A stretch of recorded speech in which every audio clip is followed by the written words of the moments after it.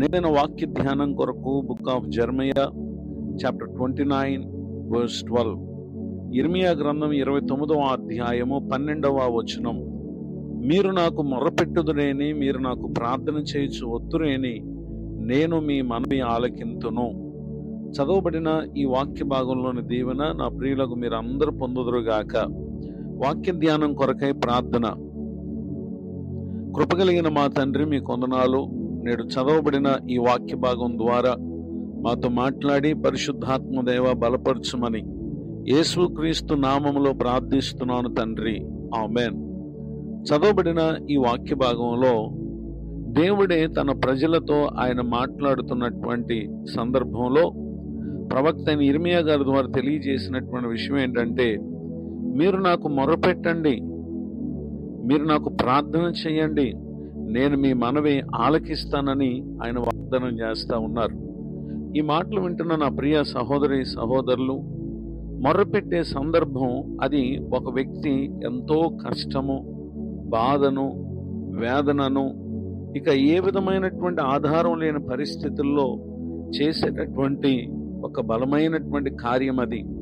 నిజమే, మనుషులకు మన సమస్యలను చెప్పుకుంటే వినవచ్చు, కానీ వారు వాటిని తీర్చలేరు. మనల్ని చూసి జాలిపడు వారే తప్ప మనకున్నటువంటి వేదన నుండి ఎవరు కూడా విడిపించలేరు.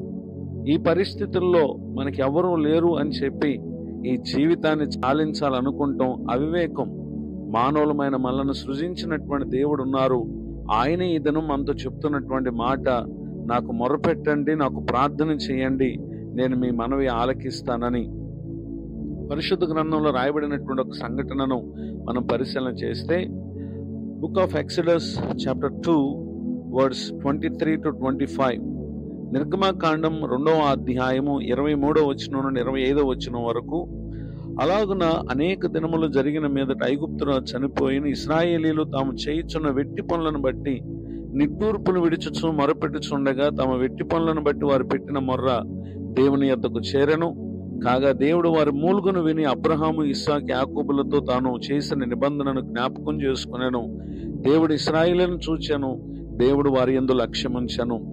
చదవబడినటువంటి ఈ వాక్య భాగంలో మొర్రపెట్టిన ఇశ్రాయేలును చూచినటువంటి దేవుడు ఆయన వారి యందు లక్ష్యముంచి ఆయన చేసినటువంటి ఆశ్చర్యకార్యం ఏంటంటే, ఐగుప్తు దేశంలో ఎంతో బాధను అనుభవించుచున్నటువంటి వారి కొరకు మోషేను ప్రభు పిలిచి ఏర్పరచుకుని వారు కలిగి ఉన్నటువంటి బంధకములన్నిటి నుండి కూడా ఆయన వారికి విడుదలను అనుగ్రహించినటువంటి దేవుడుగా ఉన్నారు. ఈ మాటలు వింటున్న నా ప్రియ సహోదరి సహోదరులు, నాడు వారి మనవి ఆలకించిన దేవుడే ఈ దినం మీ మనవి కూడా ఆలకిస్తానని ఆయన మరొకసారి జ్ఞాపకం చేస్తూ మనకు వాగ్దానం చేస్తా ఉన్నారు. ఈ దీవెనకు పాత్రమగునట్లుగా ఏ కష్టము, ఏ ఇబ్బంది అది ఎవరి ద్వారా మీరు ఎదుర్కొంటున్నప్పటికీ విశ్వాసంతో మొరపెట్టండి. ఆయన మిమ్మల్ని చూస్తున్న దేవుడై ఉన్నారు. మీ యందు లక్ష్యం ఉంచి మీకు కావలసినటువంటి ప్రతి విధమైనటువంటి అక్కరను ప్రభు తీర్చి మేలు చేయుటకు సిద్ధంగా ఉన్నారు. ఈ దీవెనకు నా ప్రియులకు మీరు పాత్రలు కావాలని హృదయపూర్వకంగా కోరుతూ మీ కొరకు ప్రార్థిస్తూ ఈ మాటలు ముగిస్తున్నాను. ప్రార్థన. ప్రేమగల తండ్రి, వందనాలు. నేడు విన్న ఈ మాటల ద్వారా మా ప్రియుల ఆత్మకు నిశ్చయముగా గొప్ప ధైర్యము పరిశుద్ధాత్మదేవ మీరు కలుగు చేస్తున్నందుకు స్తోత్రం. మీ పరిచయలో ఉన్న దైవ సేవకులను, వారి కుటుంబాన్ని దీవించండి.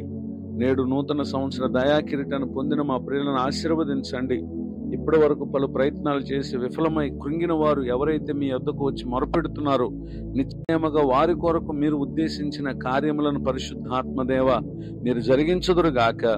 యేసుక్రీస్తు నామమున బ్రతిమాలి ప్రార్థిస్తున్నాను తండ్రి, ఆమేన్. తండ్రి, కుమార, పరిశుద్ధాత్మ దేవుడు తోడే నడిపించును గాక, ఆమేన్.